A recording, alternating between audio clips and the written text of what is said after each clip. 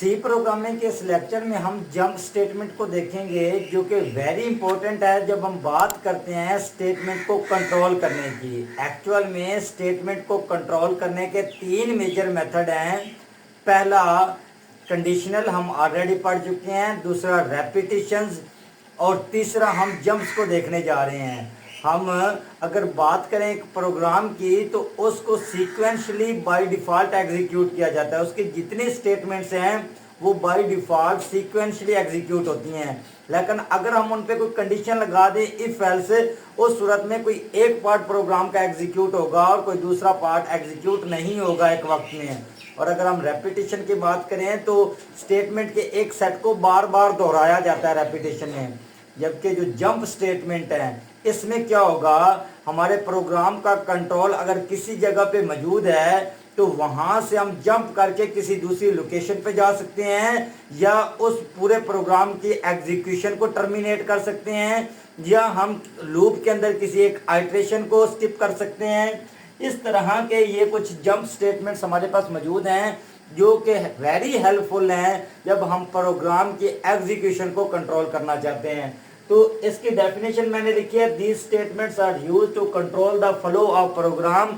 ये काम तो चारों जो मेथड है, सीक्वेंशियल हो, रेपिटेशन हो, कंडीशनल हो या ये जंप हो, इन चारों का एक ही काम है कि प्रोग्राम की एग्जीक्यूशन को कंट्रोल करना। अब हमारे पास टाइप्स ऑफ जंप स्टेटमेंट हैं। पहला go to, second break, third one continue और चौथा वाला रिटर्न स्टेटमेंट। ये चार जो है जंप स्टेटमेंट्स के अंदर मेजर टाइप्स हैं जो कि प्रोग्राम की एग्जीक्यूशन को कंट्रोल करेंगे। गो टू में क्या होता है, use to jump to another location in a program. प्रोग्राम के एक हिस्से से जंप करके अगर आपने किसी दूसरे हिस्से में जाना है तो हम गो टू स्टेटमेंट यूज करते हैं। गो टू और रिटर्न इन दोनों की एग्जांपल मैं यहाँ लेके आया हूँ और जो ब्रेक और कंटिन्यू है उसके एग्जांपल मैंने इधर डिस्कस की है। एक और बात ख्याल रहे कि जो ब्रेक और कंटिन्यू है ये ऑलरेडी मैं लूप्स के टॉपिक में जब हम बात कर रहे थे कि लूप का इस्तेमाल कैसे करते हैं, वहाँ पे ब्रेक और कंटिन्यू को मैंने बड़े अच्छे से डिस्कस किया है। इस वीडियो में भी मैं ओवरव्यू ज़रूर दूंगा। अगर आपने वो वीडियो चेक नहीं की तो आप वहाँ जाके इसको अच्छे से सीख सकते हैं। और जो ये रिटर्न स्टेटमेंट है ये फंक्शंस के साथ इस्तेमाल होगी। जब हम फंक्शंस की बात करेंगे तो वहाँ पे हम फंक्शन के साथ रिटर्न को यूज़ करते हैं, तो उस चैप्टर में हम इसको बड़े डिटेल कवर करेंगे। और इस लेक्चर में इन चारों का ओवरव्यू लेके आया हूँ। सेकंड वन ब्रेक है, use to exit from a loop और स्विच इन अ प्रोग्राम। अगर एक प्रोग्राम चल रहा है और अगर आप वहां से टर्मिनेट करना चाहते हो उस लूप को या स्विच को, तो उस सूरत में आप ब्रेक यूज करोगे। और कंटिन्यू क्यों यूज करते हैं कि जब हमें लूप को टर्मिनेट नहीं करना, उस एक आइट्रेशन को स्किप करना है, उसके बाद नेक्स्ट आइट्रेशन मुकम्मल चले, तो उस सूरत में हम कंटिन्यू यूज करते हैं। Use to skip the rest of current iteration. जो आइट्रेशन जो लूप चल रही थी उसमें जहां कंटिन्यू आ गया उसके बाद वाला पार्ट एग्जीक्यूट नहीं होगा, उसके बाद स्किप होके हम नेक्स्ट आइट्रेशन पे जाएंगे और वो नेक्स्ट आइट्रेशन मुकम्मल एग्जीक्यूट होगी। And proceed to next iteration in a loop. और जो रिटर्न है, use to return from a function.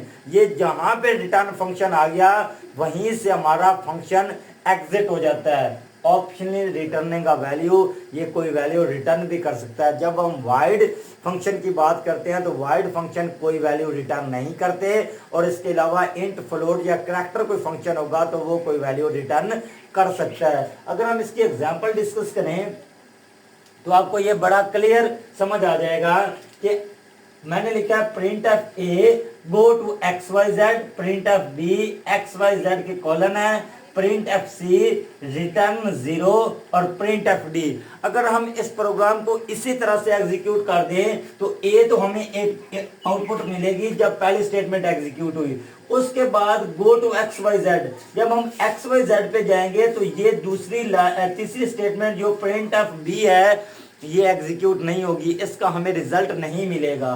तो हम चले गए XYZ पे, उसके बाद लिखा हुआ है प्रिंट ऑफ C, तो हमें C मिल जाएगा। उसके बाद है रिटर्न 0, कि फंक्शन जो है, जो वाइड मेन, हम मेन फंक्शन के अंदर ही तो इस कोड को लिख रहे हैं। ऊपर हमारे यहाँ पे वाइड मेन मौजूद है बाय डिफॉल्ट, और हेडर फाइल्स हमारी मौजूद हैं। मैं उसकी बॉडी लेके आया हूँ उस फंक्शन की, वाइड मेन की। तो उस सूरत में अगर हम रिटर्न 0 कर रहे हैं तो क्या होगा, ये हमारा फंक्शन यहीं पे टर्मिनेट होगा और डी हमें यहाँ पे नहीं मिलेगा, ए और सी हमें आंसर मिलेगा। अगर मैं ये गो टू XYZ और रिटर्न 0 ये तीनों हटा दूं तो सूरत में ए बी सी और डी ये चारों मिलेंगे। देखें स्टेटमेंट तो हमारे पास एक से ज्यादा थी, चार स्टेटमेंट यहाँ पे प्रिंट ऑफ की यूज हो रही हैं, लेकिन उनमें से कुछ एग्जीक्यूट हो रही हैं और बाकी एग्जीक्यूट नहीं हो रही।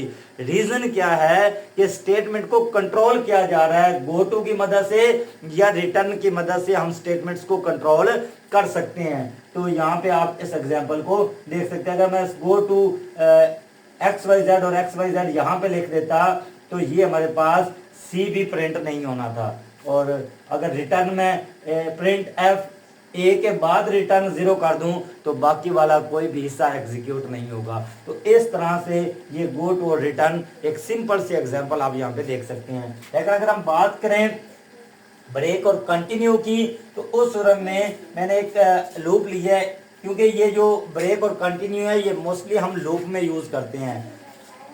Int I is equal to 0, I is less than 10 और I प्लस प्लस। जब I की वैल्यू 0 है, कंडीशन हमारी ठीक हो गई, 0 इज लेस देन 10, बात ठीक है। हम नेक्स्ट है तो एक कंडीशन लगी हुई है, इफ I इक्वल टू 5, कि I की वैल्यू 5 के बराबर है या नहीं है। बिल्कुल नहीं है, I की वैल्यू इस टाइम 0 है, तो प्रिंट हो जाएगा I। तो I की कितनी वैल्यू थी 0, 0 प्रिंट हो जाएगी। उसके बाद नेक्स्ट आइटरेशन में गया, एक इजाफा हुआ, I की वैल्यू होगी 1, 1 इज लेस देन 10, फिर बात ठीक है। हम इसमें आए, ये कंडीशन गलत हुई तो हम इसी के नेक्स्ट ये देखें, ये जो लूप है, लूप की बॉडी यहाँ से शुरू हो रही है और इतने तक लूप की बॉडी है। लूप के अंदर ये दो स्टेटमेंट है, एक इफ स्टेटमेंट आ रही है और एक प्रिंट एफ आ रही है। अगर ये इफ फॉल्स हो गई तो हम आगे जरूर जाएंगे, क्योंकि ये दोनों स्टेटमेंट लूप के अंदर लिखी हुई हैं। और अगर ये हमारे पास 1 पे भी ये कंडीशन फॉल हुई, लेकिन ये 1 प्रिंट हुआ, फिर 2 प्रिंट हुआ, फिर 3, 4, और जब I की वैल्यू हुई 5 इज लेस देन 10, कंडीशन ठीक है, लेकिन I इक्वल टू 5 बिल्कुल 5 के बराबर है, तो आप क्या करो, कंटिन्यू कर दो।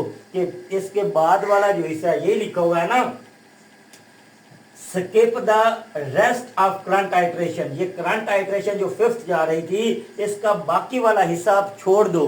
क्या करो, and proceed to next iteration, कि I में एक इजाफा कर दो। अब I की वैल्यू हो जाएगी 6, 6 इज लेस देन 10, बिल्कुल बात ठीक है।